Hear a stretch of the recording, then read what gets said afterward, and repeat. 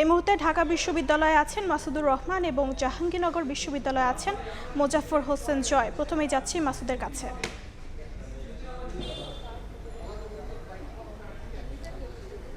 ছাত্রদল সমর্থিত ডাকসুর যে প্যানেল, সেই প্যানেল আজকে তাদের ইস্তেহার ঘোষণা করেছে এবং 10 দফা অঙ্গীকার তারা করেছে। এই 10 দফা অঙ্গীকারের মধ্যে তারা যে বিষয়গুলো সামনে আনার চেষ্টা করেছে সেটি হচ্ছে, যেটি নিয়ে আসলে ঢাকা বিশ্ববিদ্যালয়ে বারবারই আলোচনায় আছে, যে শিক্ষা এবং গবেষণা। সেই শিক্ষা এবং গবেষণার মাধ্যমে নিরাপদ ক্যাম্পাস তৈরি করা, নারী বান্ধব ক্যাম্পাস তৈরি করা, কারিকুলাম এবং পরীক্ষা ব্যবস্থার যে সংস্কার, সেটি নিয়ে তারা অঙ্গীকার করেছেন।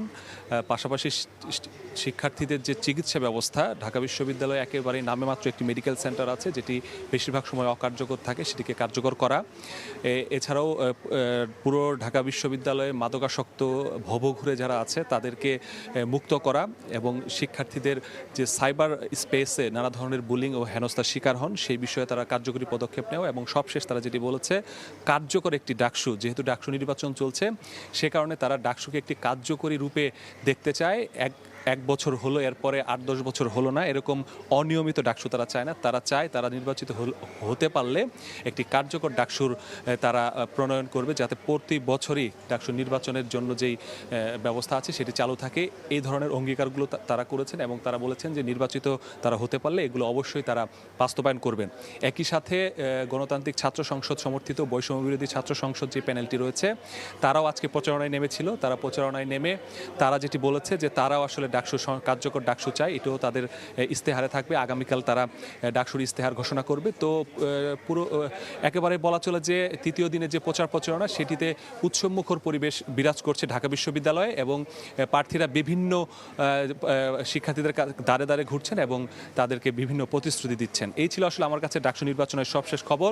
জাহাঙ্গীরনগর বিশ্ববিদ্যালয় ডাকসুর নির্বাচনের নানা তথ্য জানাতে আমাদের সাথে যুক্ত হচ্ছেন সহকর্মী জয়। ডাকসু সম্পর্কে আপনার কাছে কি তথ্য আছে? অদম্য 24-এর পাদদেশে একটু আগেই, অর্থাৎ বেলা 1:30টার দিকে জাহাঙ্গীরনগর বিশ্ববিদ্যালয়ের এই অদম্যের পাদদেশে জাতীয়তাবাদী ছাত্রদল কর্তৃক ঘোষিত হলো 25 জন সদস্য বিশিষ্ট একটি প্যানেল, যে প্যানেলে ডাকসু নির্বাচনে অংশ নিবে। এই প্যানেলে সাধারণত নতুনদেরকে ঠাঁই দেওয়া হয়েছে। এখানে ভিসি হিসেবে মনোনীত করা হয়ে ভিপি হিসেবে নির্বাচন করবেন বলে ঘোষণা দেওয়া হয়েছে, অর্থাৎ শেখ সাদি নামে একজন মীর মুশাররফ হলের যিনি সভাপতি দায়িত্ব পালন করছে তাকে, এবং একই সাথে সাধারণ সম্পাদক হিসেবে একজন নারী প্রার্থীকে নিয়ে আসা হয়েছে। তার নাম হচ্ছে তানজিনা হোসাইন বৈশাখী, একদমই নতুন মুখ, এবং তারা 25 সদস্য বিশিষ্ট কমিটি ঘোষণা করেছেন। এই কমিটিটি ঘোষণা করেন বাংলাদেশ জাতীয়তাবাদী ছাত্র দলের কেন্দ্রীয় কমিটির সহসভাপতি ইয়াহিয়া। তিনি এই কমিটি ঘোষণার পরপর তিনি এই কমিটির সাফল্য নিয়ে অনেক কথাই বলেন এবং এর পরপরই ছাত্রদলের একটি সংক্ষিপ্ত সভা শেষে তারা এখান থেকে চলে যান। আরেকটু জানিয়ে রাখতে চাই, এই নিয়ে জাহাঙ্গীরনগর বিশ্ববিদ্যালয়ে মোট 3টি প্যানেল ঘোষিত হলো। বাংলাদেশ ছাত্র শিবিরের পক্ষ থেকেও জাহাঙ্গীরনগর বিশ্ববিদ্যালয়ের প্যানেল ঘোষিত হয়েছে। একই সাথে কিন্তু আমরা দেখেছি এনসিপি সমর্থিত ছাত্র সংগঠন তারাও একটি প্যানেল ঘোষণা করেছেন।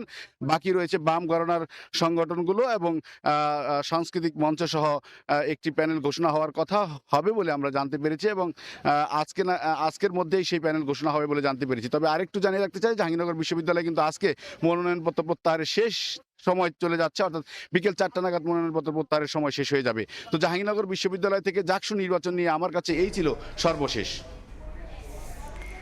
এতক্ষণ আমরা সরাসরি যুক্ত ছিলাম জাহাঙ্গীরনগর বিশ্ববিদ্যালয় এবং ঢাকা বিশ্ববিদ্যালয় থেকে।